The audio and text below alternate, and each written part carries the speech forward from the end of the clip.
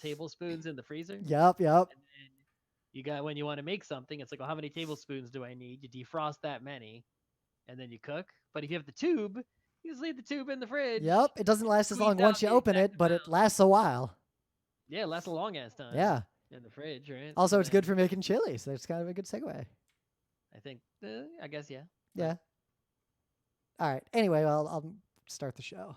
I think the tube is the correct way to get tomato paste and not the can. Oh, 100%. In Unless the you, minimum order, we have like 24 tubes, so we're just spreading them out among everyone. no, okay, well then I'll take 2 tubes. Yep, well, I'll give you a couple tubes. All Because I right. mean, until I open it, it'll be good forever. Oh, Right? exactly. Like, it doesn't even need to be refrigerated until you open it. Right. All right. It's Thursday, April 9th, 2020. I'm Rim. I'm Scott. And this is Geek Nights. Tonight we are talking about chili, the food, coming to you live from our remote quarantine pipeline studios. So, yeah, the funniest thing about this quarantine for me, like just the fact that we're not going out and everything's shut down, is that I'm not eating out. Like, I now I can't. realize All the restaurants are closed. how much fucking money I spent eating out on like Oh a yeah, you monthly spent basis. a ton, especially on booze every time you ate out. Yep. But also, I'm finding that because we're cooking much healthier food than I normally eat in my like day-to-day life. I don't know if I'm cooking healthy or not. Yeah, we're definitely cooking healthy and I think part of it is that the cooking is perfectly normal and healthy, but the baking, right? yeah. Like, oh, I could just bake a banana bread and then I'll bake a Yep. cookie. We kind of had the revelation of why don't we just start baking a shit ton of cookies? Yep. Got nothing.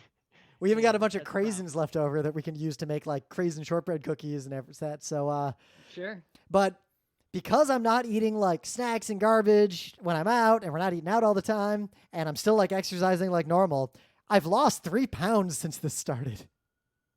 I don't know if I've lost any. I guess because I'm not exercising, because basically it's like the time that I would exercise, like say commuting to work, right? Yep. Instead of, being like, well, I have all this free time now. Let's go for a bike ride before or after work, right? I mean, I would like to do that. The problem is, weather, but weather's been okay. Yeah. Is that time has been spent just waking up later. Yep. No, I just wake up I used to wake up at 7. Now I'm waking up at like 9 to 10. every night I look at my work I don't calendar. set an alarm anymore. I just wake up whenever the Every hell. night I look at my work calendar to figure out when my first meeting is, and I wake up 11 minutes before that meeting. Yep, exactly. So it's like that's the time. And the thing is, my building has a little gym in it, and I was actually literally finally about to use it. Like, well, I'm trapped inside. I might as well actually use this Yep, gym I'm using mine. I would never otherwise use, right? And I was about to go use it, and they closed it. That sucks. They're like, keeping ours open, but our building only has like 150 apartments, so there aren't that many people who would use it. And they have rules about like there's 2 treadmills, only one person can be on either of them at any given time, and all that stuff.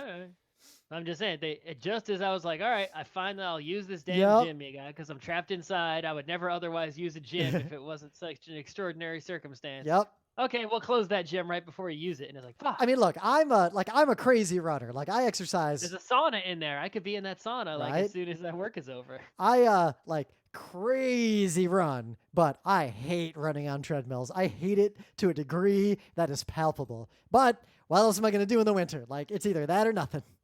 Mm-hmm. But yeah, they closed it. So Yep, that sucks. It's getting warm out though. It's going to be sunny. It's just like the governor ordered gyms to be closed, so we're closing it. And I'm like, okay. So technically, as far as I know, the governor only ordered like public gyms to be closed. I'm aware of that, but that's not what the building did what the building's gonna do. Yep. Our building's different for now, but we'll see. Hopefully they don't close it on me because that's the one thing I got rid of when we moved to this building 11 years ago is I got rid of all my weights because there's weights down there. Now I don't have any weights. The only way to do weightlifting When I moved here, is to go I down got there. rid of it was kind of broken. I mean, it wasn't broken, it worked, but it wasn't great. The thing where I could ride my actual bike in place. Yep. Right?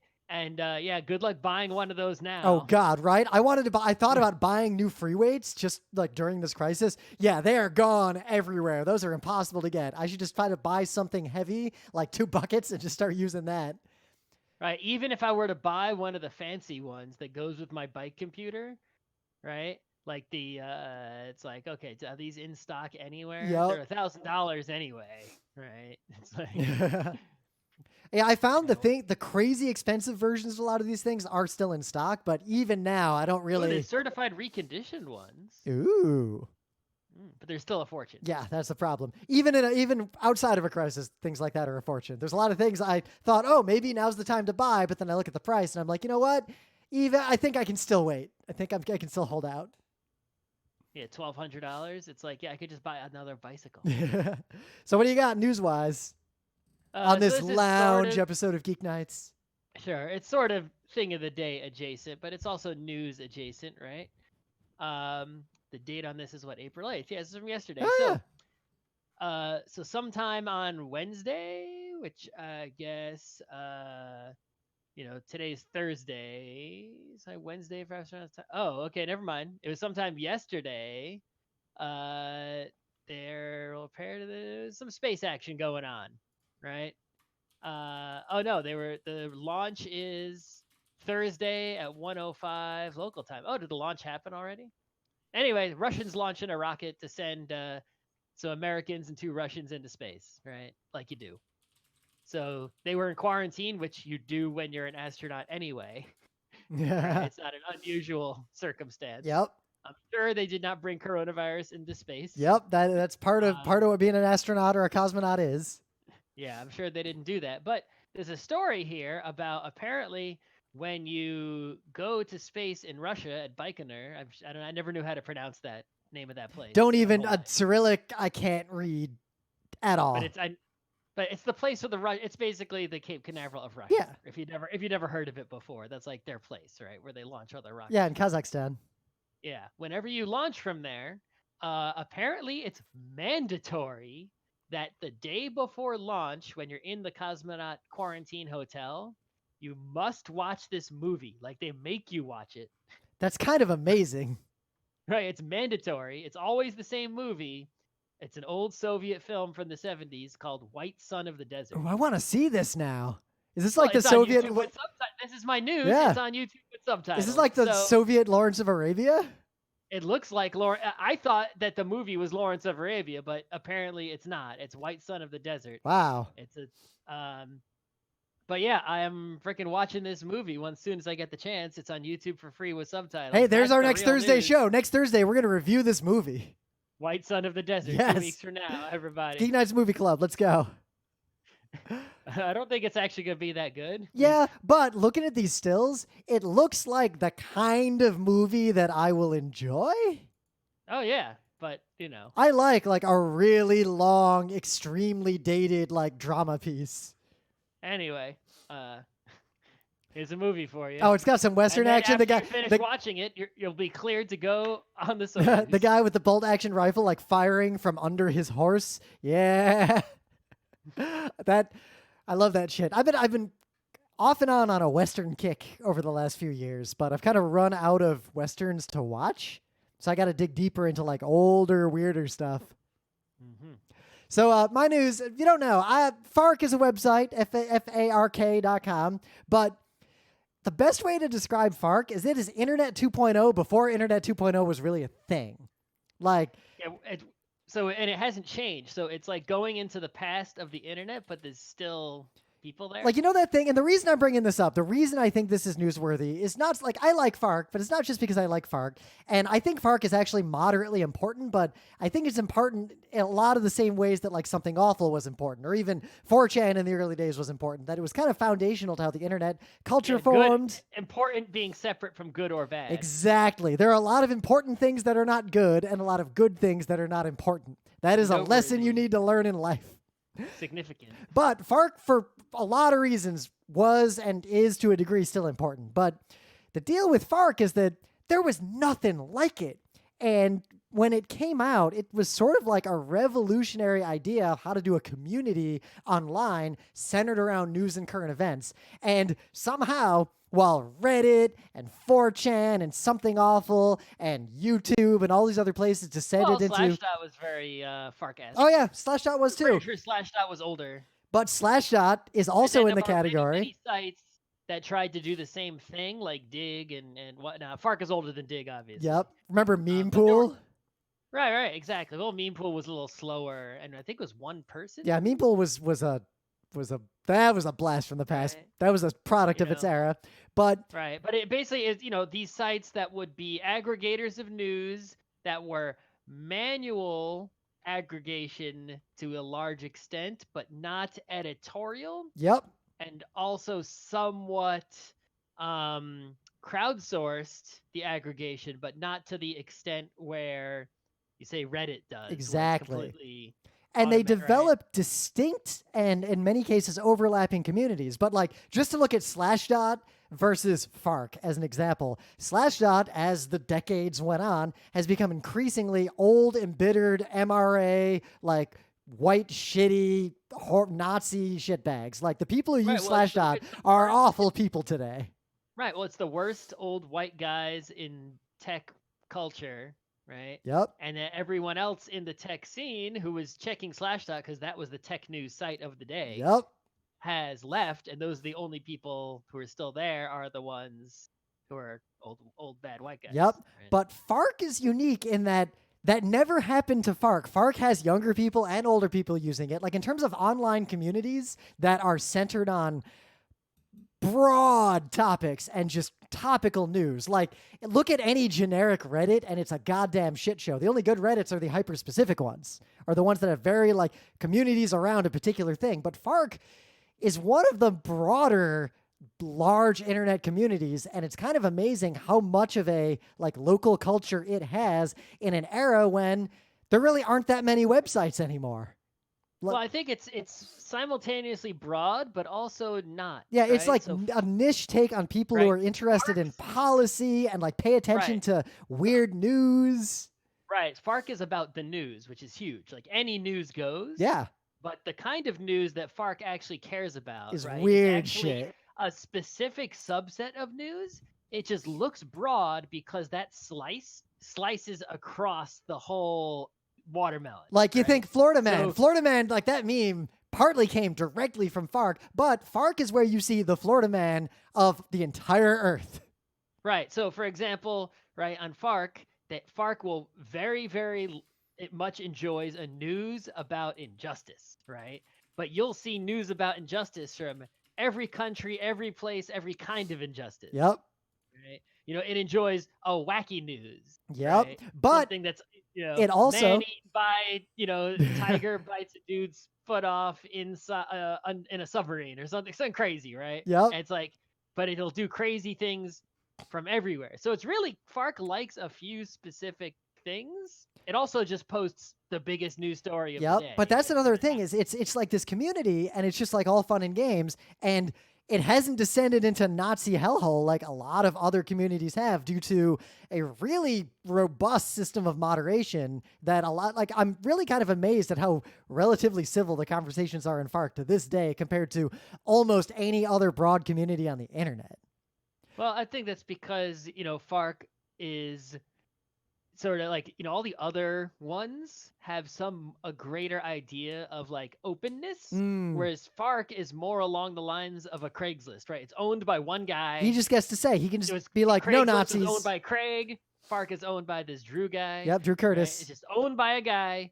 They run it, right? They're in charge of it.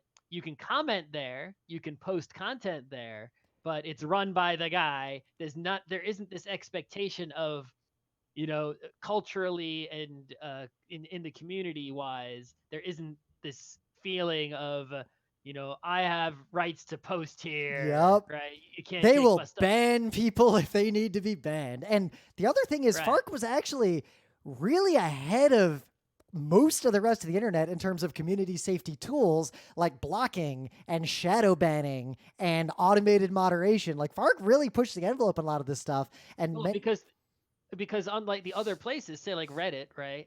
they're outsourcing that stuff to the to the community. They're Yep. like, here, Reddit, you start your own subreddit and moderate it, right? Slashdot is like, hey, everyone, up and down vote stuff to Yep. moderate and report for us. We don't want to, right? Whereas Spark is doing it themselves, and when you have to do something yourself with your own company and your own money, you build tooling. Yep. And you also, Right? by having a strong There's community. less motivation to build tooling when someone else is doing the work for free. Yep. So I've read FARC for like more than 20 years. Like it's Your whole life? pretty Yeah. much my whole adult life. I've been reading FARC daily. And like I like this community. I like the people in it. I don't like all the people in it, but whenever I encounter a shitty person, I use those tools that still exist and they disappear forever and I just never see them again. But FARC is in trouble because the reason why we keep saying things like, that common theme, there used to be more websites. Independent websites like College Humor, like places where people would like make a community to make content, have been vanishing for all the late capitalism reasons we talk about a lot on Geek Nights. And Well, yeah, because if you're getting your aggregated stuff through a Twitter feed or a Facebook feed or any of those other Instagram, right? When you are in those places, you're largely staying in those places. Those do a lot of embedded content. They Yep. do, you have a Twitter thread rather than a Twitter with a link to a blog post, right? Things like that. Whereas FARC, since it hasn't changed, is still almost all the posts on there are you're not, even on Reddit, it's like you go to a subreddit. Yeah, some of the stuff is a link somewhere, but a lot of the posts on Reddit are I uploaded a video to the Reddit. I uploaded the image to the Reddit, Yep. right? I wrote a text post on the Reddit. That's the post, right? Whereas on FARC, everything is a link, usually to some local newspaper or local Yep. TV station. FARC actually is a significant source of like how people find real news, especially during a crisis. Like I remember during like on 9/11 or during the hurricane in Louisiana and all that, FARC was in some cases hours ahead of the regular news media because FARC is a wide community. So there are people who are on the scene of fucking anything that happens around the world. I see stuff on FARC sometimes before I see it on like a Bloomberg terminal. It's kind of amazing. Oh yeah, no, and also there's a lot of people who use FARC and don't credit it appropriately. Yep. I remember when I was in college and I would do a short drive from our apartment to the one parking lot I was allowed to park in.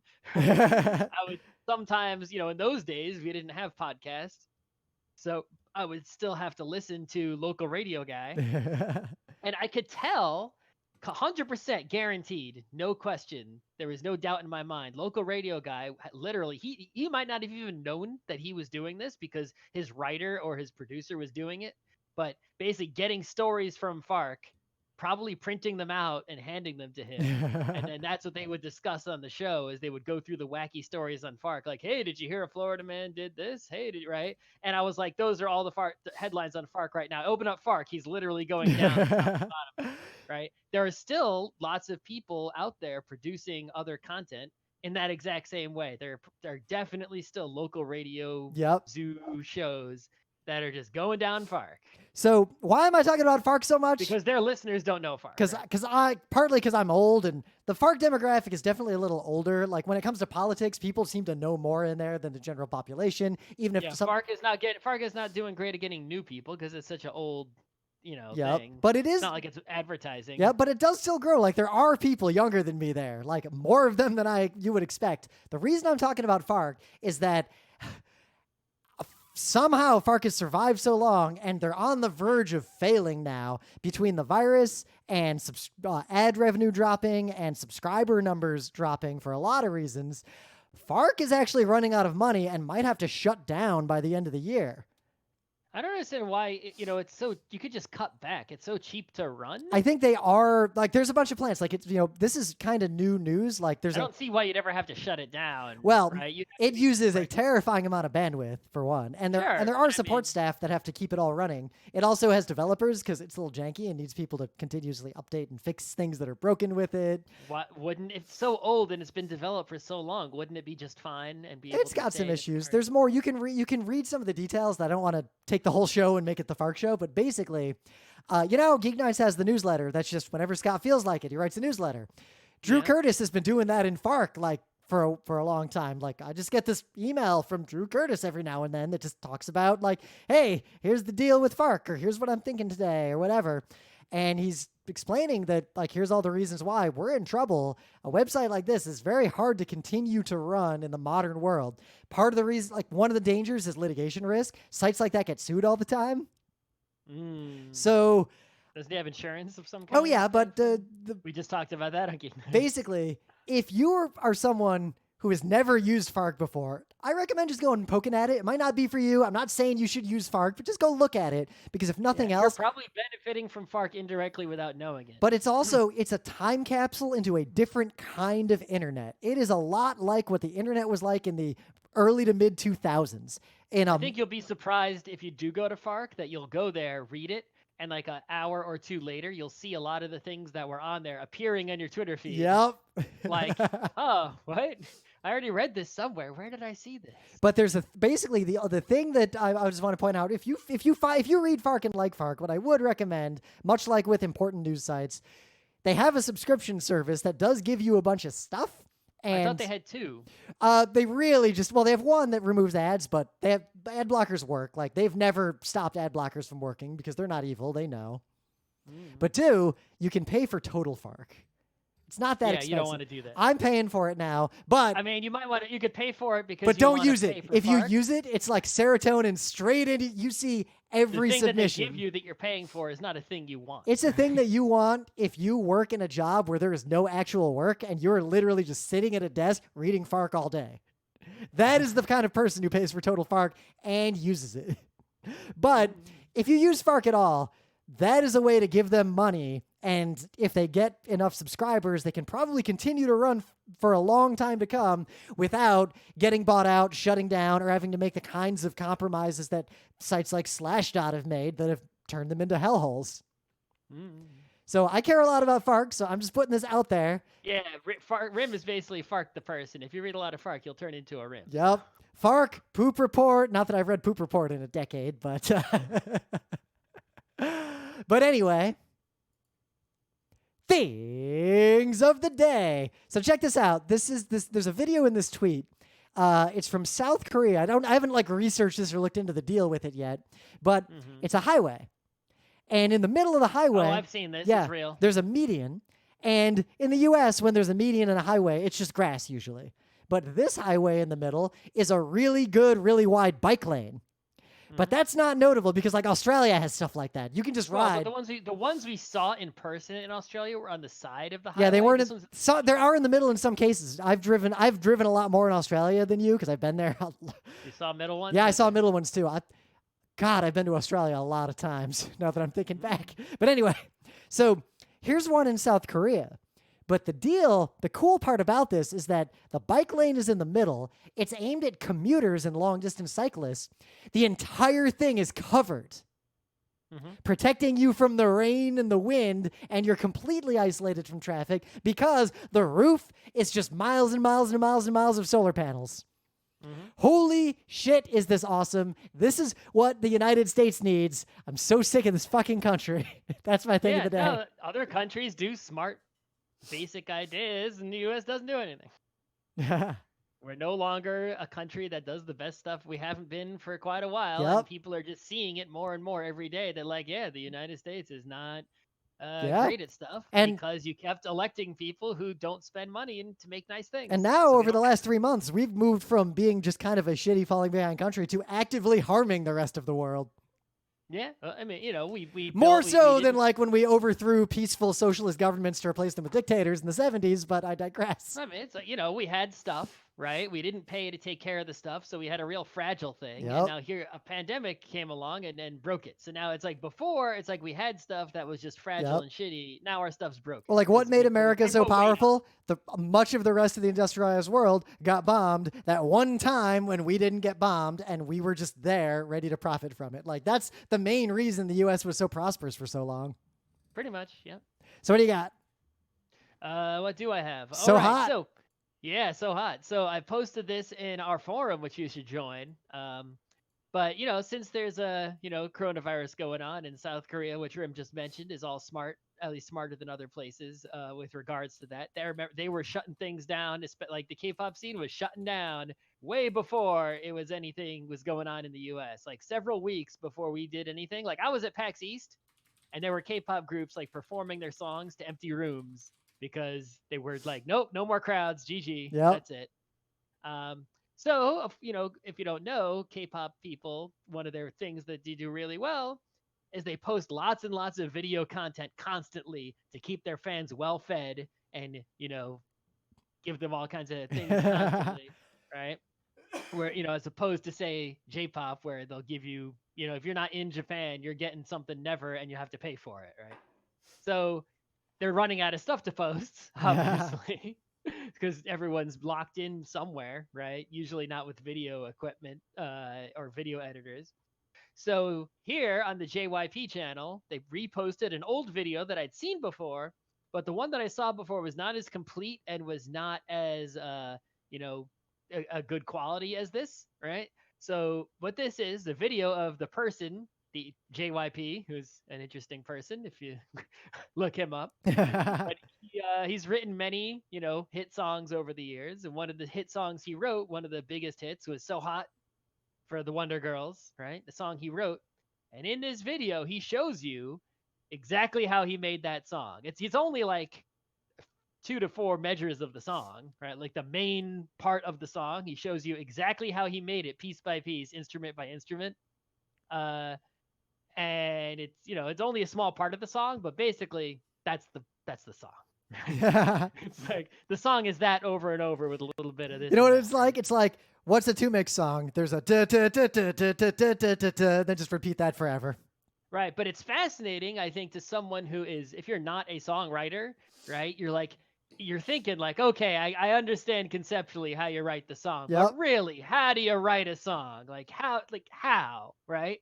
Here it is. Like after you watch this, you will never ask that question again. You will say, oh, that's how you write a song. And then you'll be like, and then you'll say, like, you'll hear him do it. You'll like a little bit of the ways into it. You'll be like, I could do this. I could be a songwriter. And then you'll be like, no, I can't. Yep. There are a lot of the one thing I love is seeing like different artists' process for writing songs, because it's all over the place. Like writing a symphony is very different from writing a pop song. Well, yeah, this is the pop song process, right? And it's also great to see in this video because he's got like, is that like a Power Mac over there on the side or something? Like, oh wow, this is from like 2000. I guess the song came out. Oh, look at all those synth boxes. Yeah, the song is 10 or 11 years old, maybe. I think it's at least 10 years old. So. And then he must have made this video after the song became a hit. So this is probably a 10-ish year old video. Oh, I see both the audio and the MIDI cables coming out of that keyboard. Yeah, he's basically just got like an old Mac, probably a PowerPC Mac, I'm imagining, and a big old keyboard, right? And a bunch of digital instruments he can switch the keyboard to, right? With some MIDI. Actually, I've realized something sad. As of when I got the new audio equipment and set up this whole new pipeline, I now have in my apartment 0 ways to connect MIDI devices to my computer. There's no way to do it right now. That's the end of an era. I mean, if you're not writing songs, I don't think you need it. I haven't written songs since music theory class in RIT or like high school.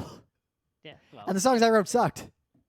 Yeah. Well, the song he wrote was an all-time hit. In the meta moment, we ain't reading shit because we don't have commutes. So stay tuned on the book club. We are streaming a lot. Follow us on YouTube and go to the GeekNights official, unofficial Discord. Scott and me soon will just be streaming random games in there sometimes.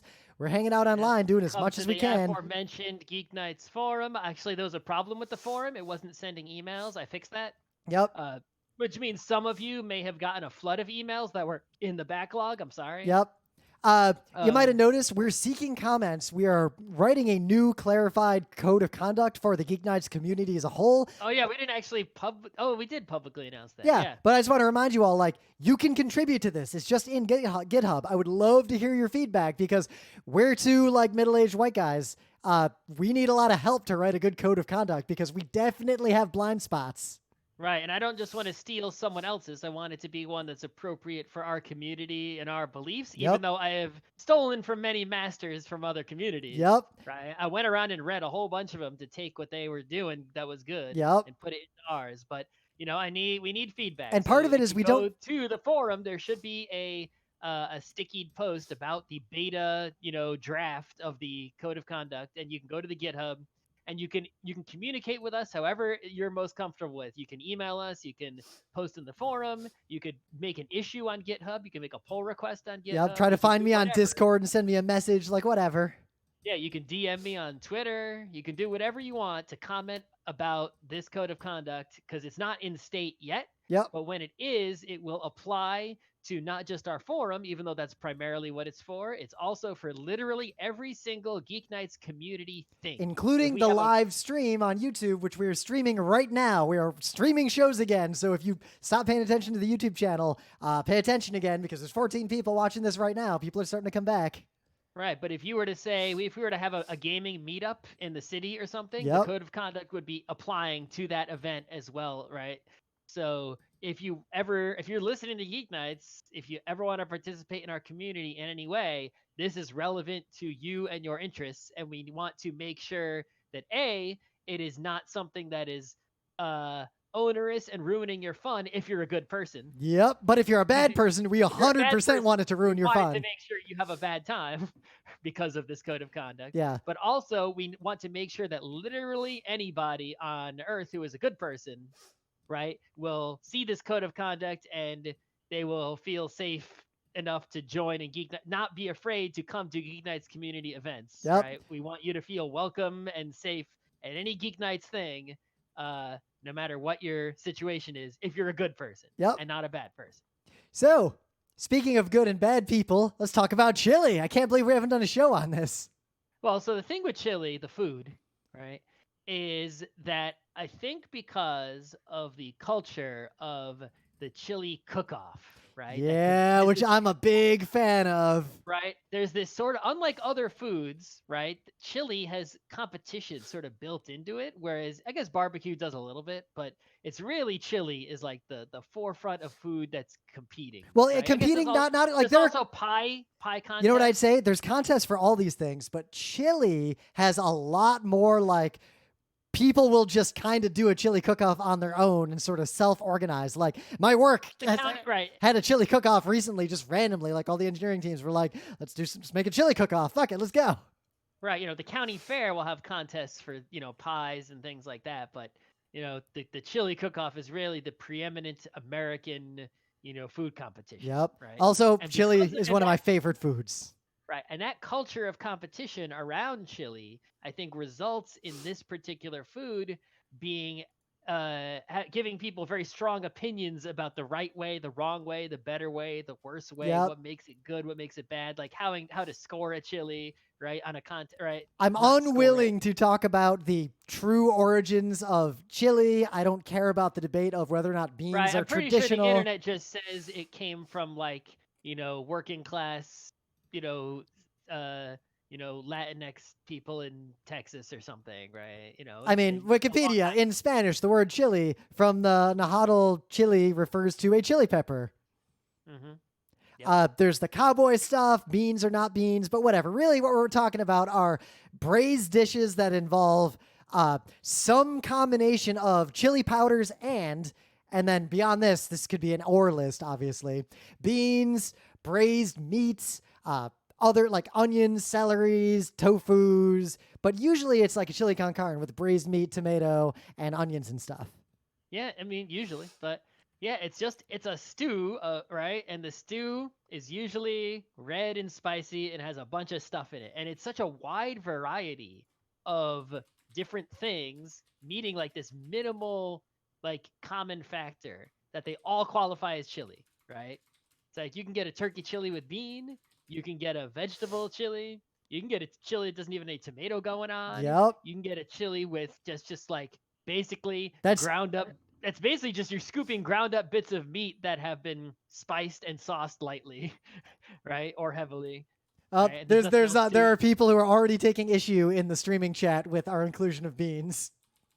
Well, deal with it. Yep, because when it comes to chili, I am not a purist at all, and I fucking love almost any kind of chili. Like, just lay it on me. Like I said, a lot of people have these no true Scotsman arguments of what is chili, what is not chili. And you know what? I don't give a shit. I just care that It is delicious. Yep. And if I have to say the word chili to have someone bring that food to me so that I will eat it, then I will say that word and I do not Oh, the care. same person is saying that tofu is bad, not because it's vegetarian, that's awesome, but because it's also beans.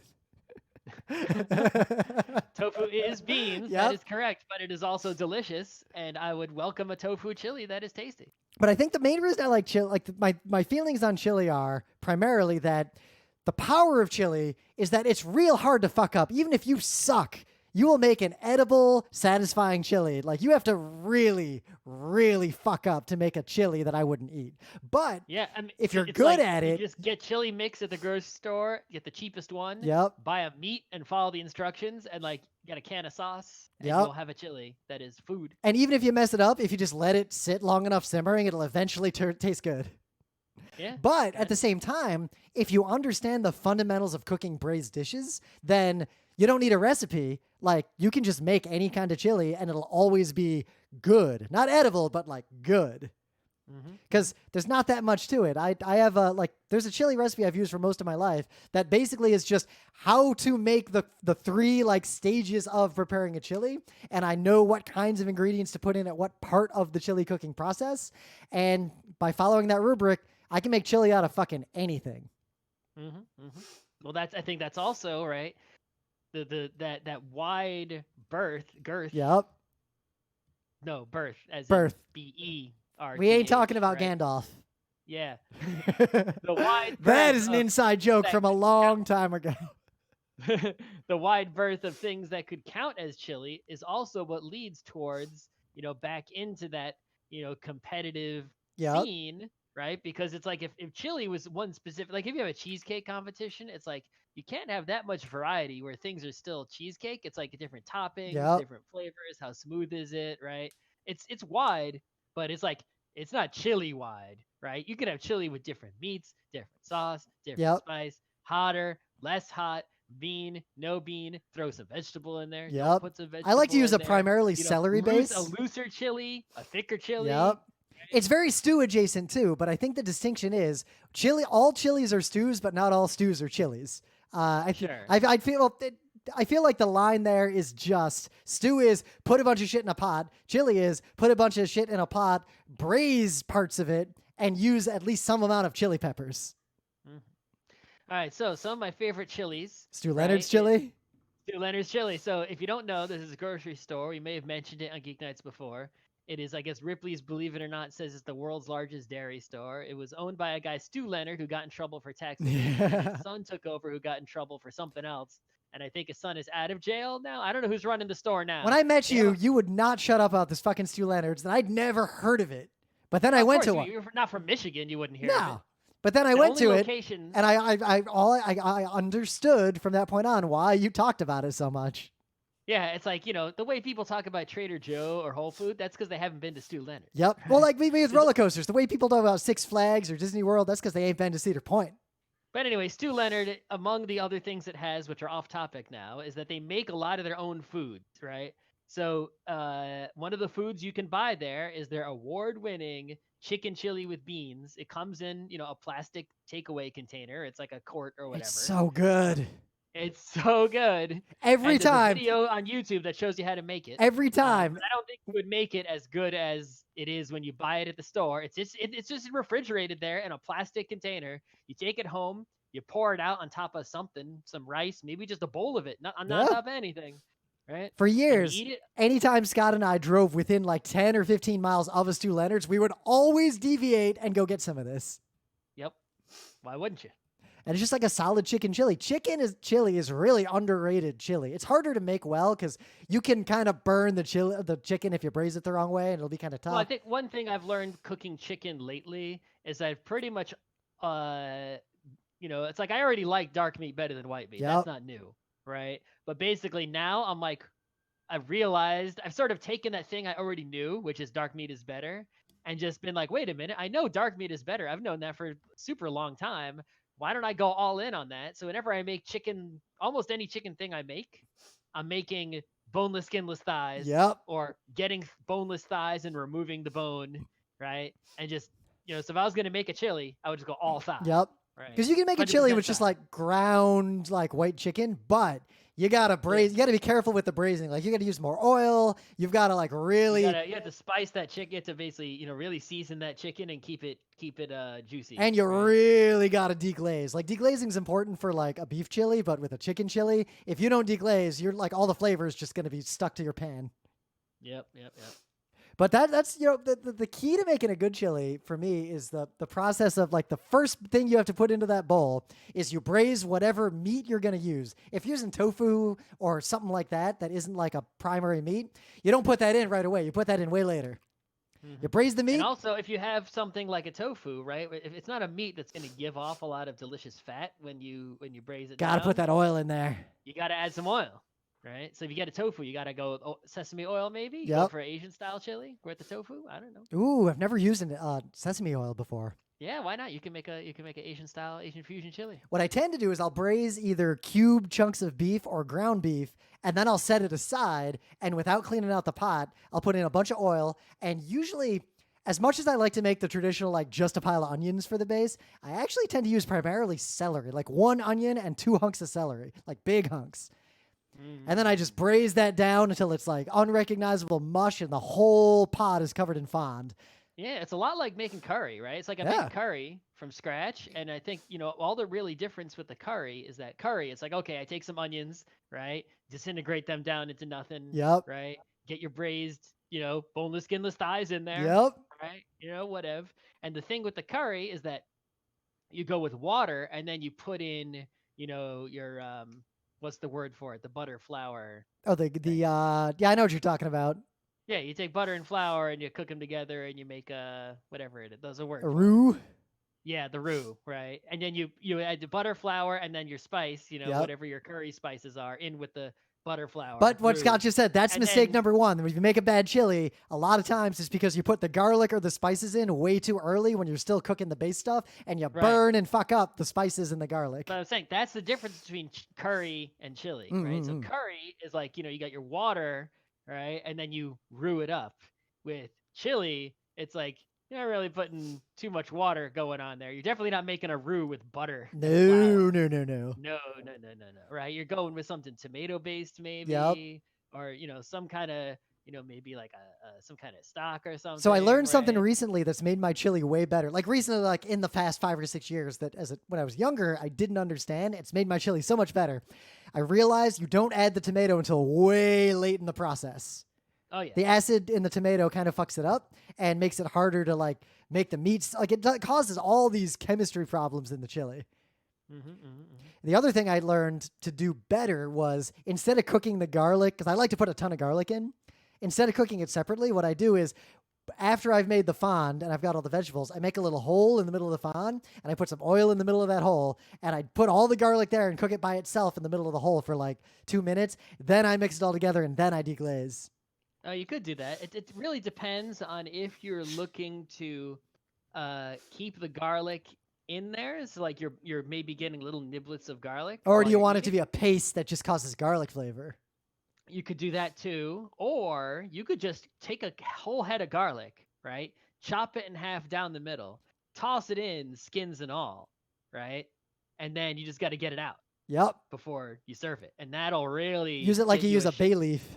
Right, you'll get a fucking ton of garlic flavor into that, whatever. Though I'll admit, I've found that if I want that kind of chili, using a bunch of granulated garlic has the exact same effect. You can't taste the difference. Yeah. But I'm saying, like, that's usually I think put the whole head of garlic in. You could do, you do it with the chili, it'll be good. Yeah. But I think, usually you're not pouring your chili through like a strainer, right? The way you would say making like yeah, chicken you soup. Don't want to have to fish it all out. I've done that a couple times in my life. But you could, you can put a little string on it, right, and then yoink it out. But for those of you who might not know a lot about like better cooking techniques, the fond, what we're talking about there. So imagine you have a bunch of celery or onions or stuff in the pot, and you cook it a whole bunch, like over kind of high heat. This brown crust has formed inside of your entire pot now, like everywhere. Well, assuming you don't have some nonstick. Yeah, whatever. I don't think you can make a particularly good chili in a nonstick pan. I don't think you could either. Because you need that fond. The fond will form. Like when I was younger, I always thought that was me fucking up and like cooking too hot. But then I learned the secret of deglazing. Deglazing is The like, Maillard reaction happens like, so you put an onion in a pan, right? yep, The onion starts to brown because of the Maillard reaction, right? that brown But is not bad. That is pure flavor country. that is the delicious part. But some of that brown will just like come off the onion and be stuck to the pan. So it's like, okay, I got this piece of onion.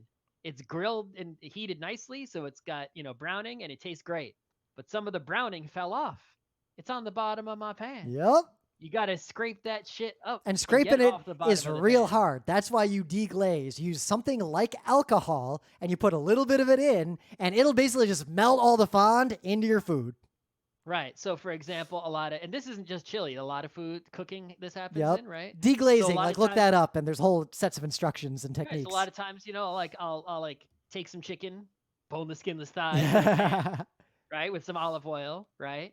They brown up nicely, and then it's like, okay, let's throw in all this other stuff and a splash of cooking wine Yep. or some vinegar or Sherry or brandy works really well. yeah, or even sometimes depending on what you got, water can do it too, right? Yep. And suddenly all that stuff that was on the bottom of the pan comes right up and absorbs in, right? And there you go. So you can even, for example, like say brown some chicken, Yep. take the chicken out of your chicken's done now. Take it out and then make a sauce. And while you're making the sauce, all the stuff gets incorporated into the sauce. Yep. I've done that a few And then you times. would pour that sauce over the chicken out of the pan, and your pan should look clean, but you still need to clean it. For my basic chili, I usually use like a brown ale or a red ale, like a beer, and I'll basically pour half a can of beer into the fond and use that to deglaze because that adds a really nice flavor, and all the alcohol obviously evaporates. Beer. Another thing you can do, right? Yep. It's like a lot of people, I think, when they make chili, right? They're like, you got to worry about the actual chilies, right? Where the name comes Yep. from. I just use chili powder, or in the state after I get the onions and the celery down, then I'll do that again with a whole bunch of peppers that I've chopped up.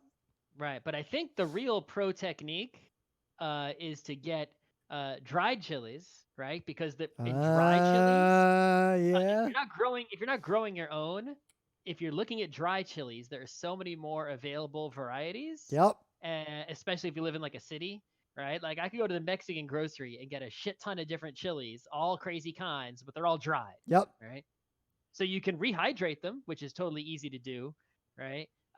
You can get fresh chilies and like roast them down a little bit on a sheet pan in the oven. Yep. Right? Especially don't use poblanos in particular. Roast them first because they will not break down fast enough if you cook them in the pot by themselves. The skin's thick. Right. The other thing, you roast them and you could take the skins off. Yep, right? Exactly. There's a whole technique about that. It's like, look it up. It's a crazy technique with plastic bags, but it works. I don't know. You don't always need plastic bags. The plastic bag meat, it just works so well. It's so easy once you learn it. You cook things to get the skins to peel off. Yeah, but it depends on the pepper too. Like a lot of the peppers I use, you don't need to do this. You can just cook the whole pepper chopped up. But the other thing you can do is you can take those, right, and throw them in if you got a blender or a food processor. Yeah. Right? You get all your actual, chilies, right, blended up real good that way, and then they go in with all your meats into your stew pot. Yep. So after that, after you get just throw a bunch of chilies in a pot, that's not going to work out as well. So after I get the meat in, I let it cook for like an hour, maybe longer. Like chili just gets better the longer you let it cook. Like that's the magic of chili. That depends on certain things, right? So if you might want to say you're going real fancy, you want to do more like a barbecue chili, right? So you can use that long chili cooking time as like a slow cooking for the meat to get it to be, very barbecue tender, fall apart, right? Like a pulled pork situation. But maybe if you've, got like a ground beef and you browned it already, you don't need as long a cook time there. Right? But after all that cooking, then is when I add the tomato, and if there's beans or tofu or anything, I put all that stuff in. Like, so it's cooked for an hour, and then I put all the tomato and everything in for like 10 more minutes of cooking. Because now the thing about eating the chili, right, the most important part, right, is you could just put it in a bowl and eat it with a spoon. Isn't that that's perfectly acceptable? My go-to is put it over rice or have croutons on top. Those are my two main ways. I feel like you have to add some kind of bread, rice, grain thing. It just makes it a complete meal. It feels right. But I never want that grain to be if the chili is next to the grain, right? then the grain could be special. So, for Yeah. example, I could have a bowl of chili with a garlic bread next to it. Yeah. I could have a bowl of chili with a cornbread next But to if it. it's chili in a bread bowl, that's just got to be some plain ass bread. That's right. If the chili is touching the bread or the rice or the grain, right, in any way, top or bottom, side, then that bread has to be plain as hell because it is just a bread vehicle, a wheat train, Yeah. right, with meat passengers. Chili in a bread bowl is like literally like one of my top 10 favorite foods on earth. It is an extremely convenient way to eat chili because you don't have to think about the bread part or the bowl part. Every time or I clean a ski, bowl or ski resorts are famous for having fucking garbage food. Like that is no, even fancy ski resorts, the food is just well, but garbage. they're also famous for having warm food because people are fucking cold. Yep, but every ski resort, even the shittiest one, has fantastic chili. Yeah, so even someone who's not a great chef can make a chili. Yep. My dad was a fireman, and like part of the reason like I was so obsessed with chili is because we ate chili a lot because firemen in firehouses, like they'll go on rotation for like a week at a time. They all take turns cooking because they're living in the firehouse. They make chili chili like is 80% of the time. Stereotypical fireman, right? Like firehouse chili is a thing. Like that's a kind of chili. Yeah, Put some cayenne pepper in it. And they'll even say things like, 5-alarm chili, Yep. right? Or I can't think of a single firehouse on earth that doesn't have their own chili cook-off. Oh, 100%. And their own I've chili never heard of recipe. one, at least in the United States. And because I ended up, because my dad was a lieutenant and he ended up being like the deputy chief. So as a kid and growing up, I met a lot of I went to a lot of different like firehouses over the course of my life. And the one thing I remember is that every one of them had the one guy who made the chili for that firehouse because he was the best. Mm-hmm. Like everyone that had was like one guy. That's the guys entering the competition at the end of the year against the other firehouses. My memory may be a little faulty, but I'm pretty sure 100% of the chili guys had full mustaches. Oh, yeah. Well, you partly, can't make a chili. 90%. You gotta grow the mustache first before you can make the chili, or else it'll turn out like shit. Yep. My chili got worse when I shaved off the mustache. That's one problem. Right. The other important component of eating the chili, not always, but for most chilies, I want to have a cold thing, either a sour cream or a cheese to mix into it. Well, okay, so mixing in, I'm not too big on. Well, you put it on dilute. top, and I only mix it in right as I'm eating it. Right, that can dilute the power of the chili. If I do a sour cream, then what I want to do is I want to sort of like, get a little chili on a bread and then put a sour cream and then eat that. Oh, yeah. I like to put a blob of sour cream on top of the chili bowl. I'll even do that just like in the house, not even chili, but like if I'm eating chips and salsa, I'll just get sour cream and I'll dip the chip in the salsa and then in the sour cream. Right? Yeah. But I think if you're doing cheese or any kind of dairy, I just get the bowl of chili ready. So if we're doing the bread bowl, you wait till the bowl, you bowl, sprinkle it on the top, make a layer like a French onion soup. Top sprinkle, right? I get the cheese grater, I get the block of cheese, and I go Yep. right on top of the bowl, right? No mixing, right? None of, and I don't use a fancy cheese. I use like Monterey Jack or cheddar. Oh, no. I use the regular old just cheddar cheese, rectangle from the groceries. Monterey Jack is a good choice. It can be a sharp one. Yep. But, But if your chili is particularly powerful or good on its own and you don't want to even like compromise at all, you just want that cheese like texture and flavor, Monterey Jack is not a bad way to go on a chili. No. I think, nothing fancier than Laughing Cow should be going on. No. Right. And I think most of the Laughing Cow varieties aren't even chili appropriate, I don't think. Yep. So in terms of the other bits of chili, and I think we've gone on for long enough about chili, when I cook it, I usually use a beef broth instead of water because that just makes the chili way more flavorful without me having to fuck with it. Mm-hmm. Like that works pretty well. Sometimes I'll but if I don't want to mess up the flavor, I'll use a vegetarian broth, or I'll just use water and add enough salt to the water to make it as salty as broth, but to not add any flavor. Yeah, I'm still not an expert on this. I know that stock comes from like, bones and broth. We made some the other night. I can show you how to make broth. No, but I'm saying is like, it's like I know this stock versus broth, right? But it's like when would you, when do you use one and when the other? Or is stock just better? And in terms of chili, I found it doesn't matter. I've used all different kinds of stocks and broths and like even my saltwater technique. Because I get the feeling that like, when I hear like chefs, I've never heard them say it directly, but I get the feeling whenever I watch cooking programs that stock is just better than broth. Fuck broth, right? That's like the vibe. All right, I just Googled it. What's the difference between stock and broth? The terms stock and broth are used interchangeably, and you can substitute one for the other within recipes. There's slight difference in their preparation. Like that's it.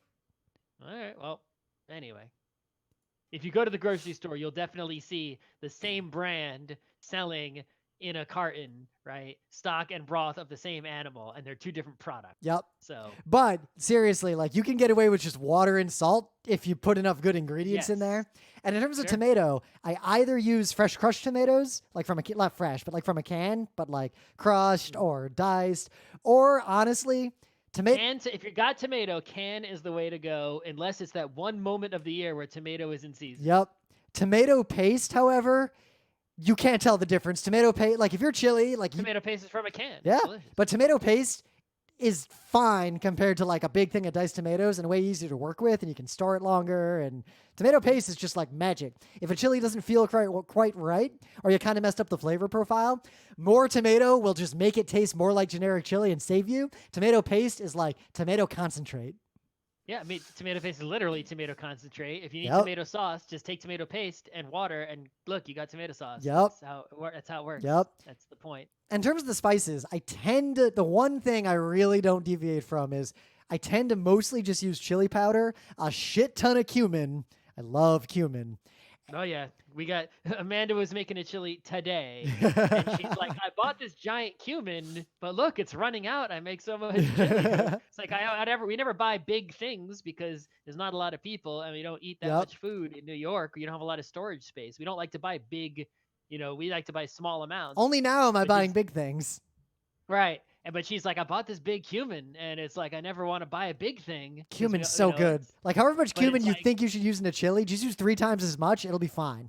Right. We use so much cumin in the chili that the big one was the right purchase. Yep. And then I either use smoked paprika or cayenne pepper, depending on what kind of kick I want to give it, and all the rest of the flavor I just want it to come from my ingredients. They're pretty similar-ish. Yeah.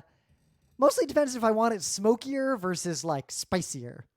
Yeah, I think that's the thing is you got to mix, the great chilies, you're mixing together different chili flavors. You get like a fruity pepper and a spicy pepper and a smoky pepper. Yep. Right? I'll get all three or balance them in some way. Or don't balance them and lean in heavily to one and make a very like specific kind of chili.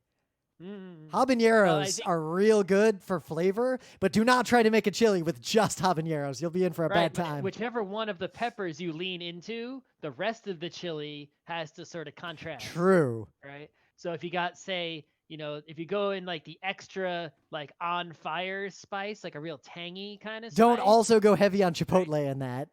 Right. Then you might want to come back on it and go maybe more, with some dairy on that, right? Or maybe a sweeter tomato, right, to go on the other side. Like one thing I really like to make is instead of using a lot of chili powder, I'll get like 3 or 4 pounds of rainbow peppers, just like random sweet peppers, chop them all up, and I'll braise those down just like I would with the celery and the onion.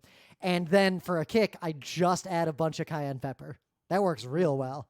And it makes like almost a sweet chili. So you get this contrasting sweet and spicy. Last thing about chili? Yeah, because we'll end the show. Yep, right? And I'm getting hungry, so. Is that, well, you've been talking about chili. I know, I'm getting real hungry. I want some chili. I ate food already. I think we're going to get a Baroness burger tonight. Ooh, exciting.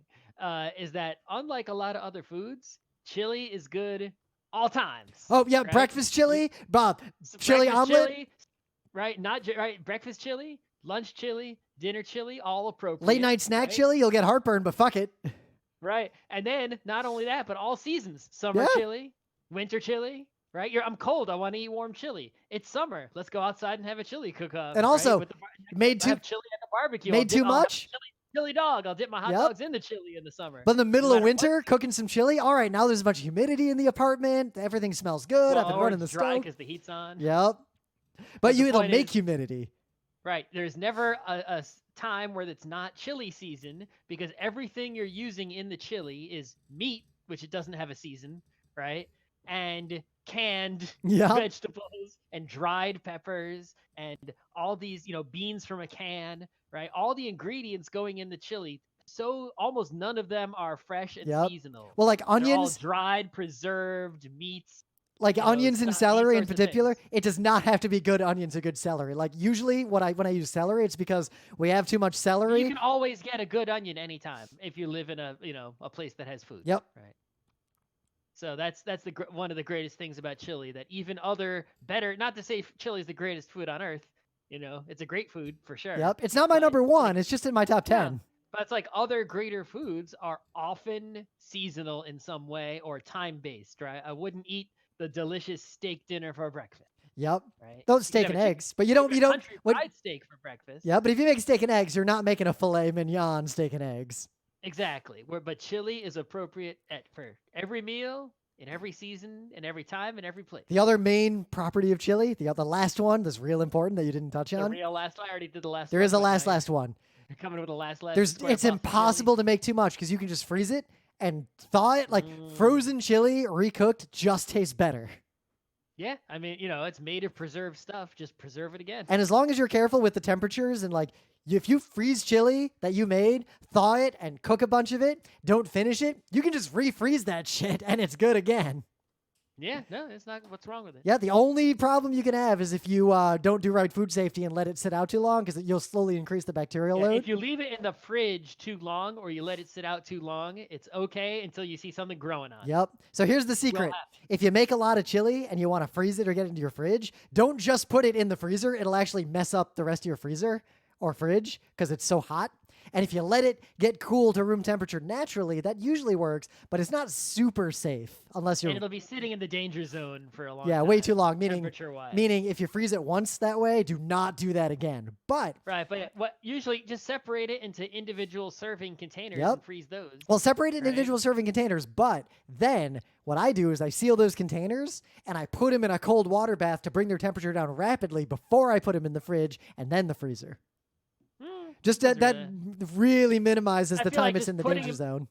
Putting them in the containers is going to already cool them off a whole bunch. Remember, I worked at that shitty restaurant at RIT, so one of the things I was actually responsible for was taking the chili and the hot saucy, like, the meaty hot sauce stuff that they had down there and doing the quick cool before we then staged it into the fridge and then the freezer. That was literally my job.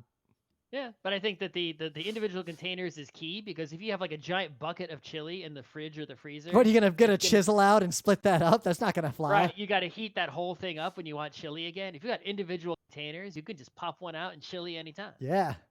My God, next week I'm going to make some more chili. Actually, no, next week I'm going to eat all the chili in my freezer. And the following week I'm going to make more chili. I have a fridge full of chili right now. I'll probably eat one tomorrow. All right. Stay safe out there and eat some chili. Okay. All right. I think we're done. Good show.